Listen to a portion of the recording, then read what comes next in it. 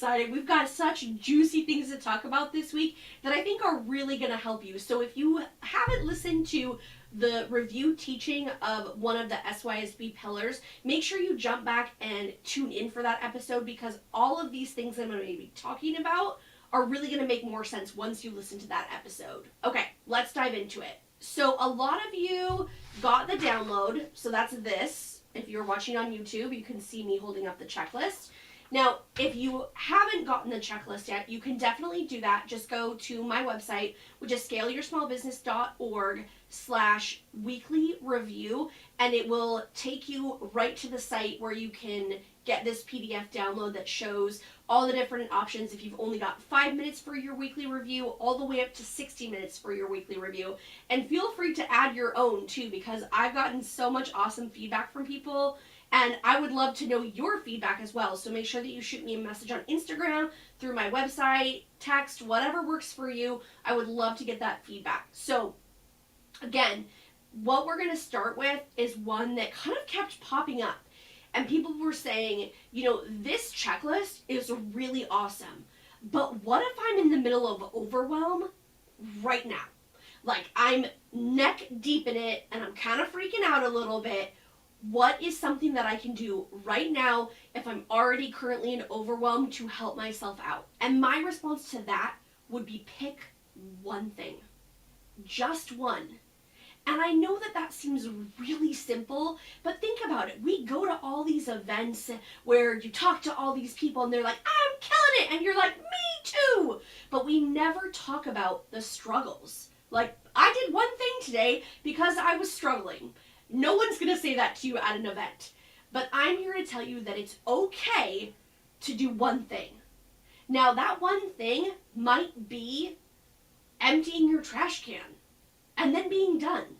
And that's okay, because you've got to know that the science behind taking that quick action will lead to that quick win, which will hopefully spur you on to say, well, I just took the trash out and that wasn't too bad.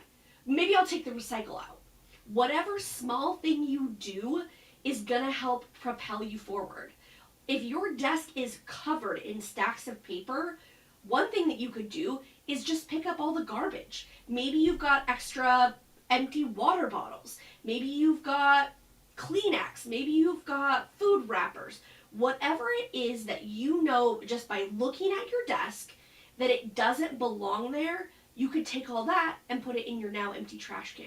So just keep in mind that just doing one thing is still powerful. That one action is a quick win, which will lead you to other quick wins. So don't be so hard on yourself. If you're looking at this and you're like, I don't have 60 minutes, I barely have 2 minutes to go to the bathroom. How the heck am I going to do all this stuff? Just know that you're working up to it and you will eventually get there, but start with a quick win so that way you don't get discouraged and give up altogether. Another one that was mentioned was about my list. One of the items on that list was to update your software. And this is a big one. And someone was like, why would I do that? Why wouldn't I just wait until it forces me to do it? Let me tell you, friend, if you haven't had the experience of when you're jumping on a really important Zoom call and you're like, all right, I'm ready to go. My hair looks good. My makeup looks good. I got my water. I'm ready to go. I know my stuff. And then your computer pops up and says, in order to open this Zoom call, you've got to download the newest Chrome extension. And you're like, bah! Say what? I don't have time for that. That person's supposed to be letting me into the room any minute. Unfortunately, technology pops up at the most inopportune times.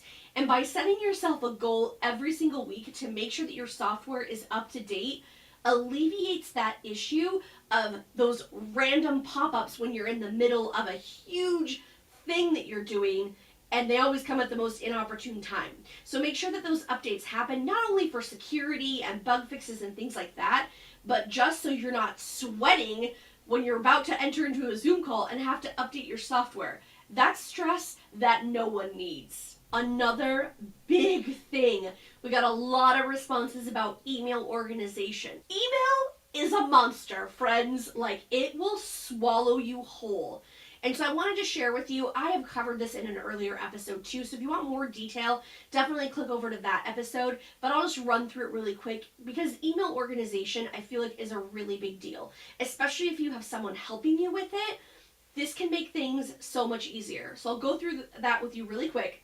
So I have different folders, and what they start with is 1A, 1B, 1C, and 1D. 1A is extremely urgent.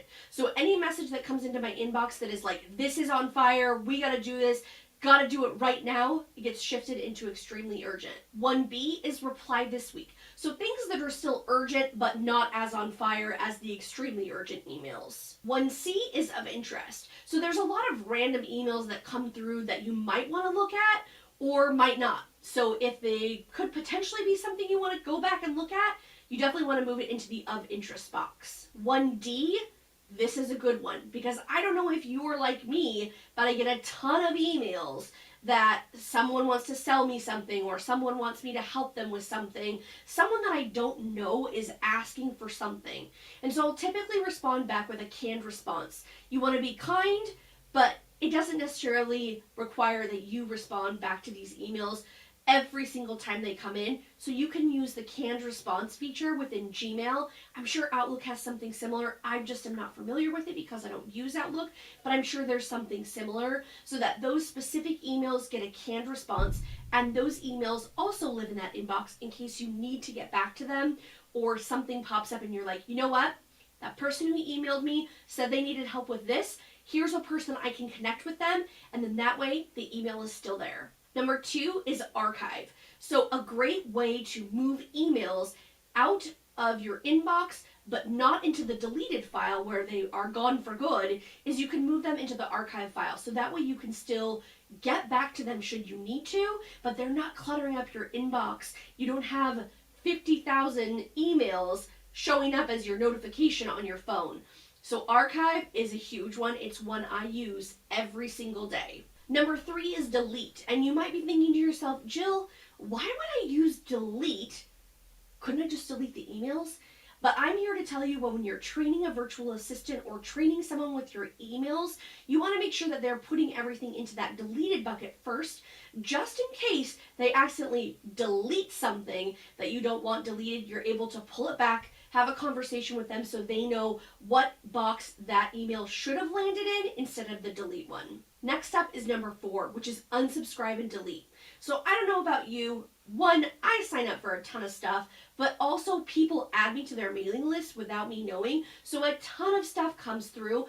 I can move those emails into unsubscribe and delete just in case I need to think about it and say, do I really want to unsubscribe? Do I need to think about it? Those emails live there. Number 5, which I consider to be kind of a bonus, is a swipe file. So if I see something online that looks interesting, I can swipe it and put it into that inbox folder so that way it lives there and it's a safe place that I know where it's at should I ever need to come back to it. If you're interested in getting this checklist, make sure you hop over to my website at scaleyoursmallbusiness.com/weekly review so you can get your copy as well. Try it. Let me know what you think. Is it working for you? What things would be added to your list? Also, make sure you tune in next week because we're going to be talking about recalibrating, which is the last pillar of the Scale Your Small Business, and I'm really excited to share this with you because this is the fun stuff.